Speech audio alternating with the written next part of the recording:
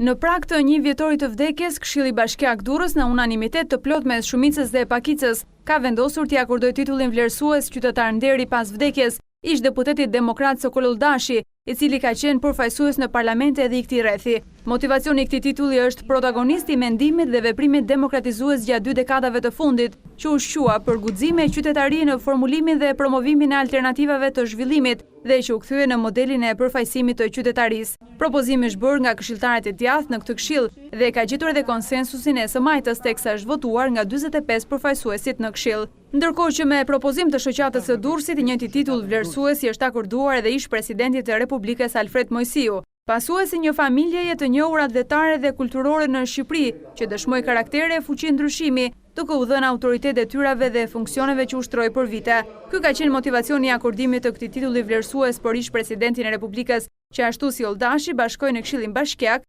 përfaqësuesit e 2 forcave politike në qytetin bregdetar.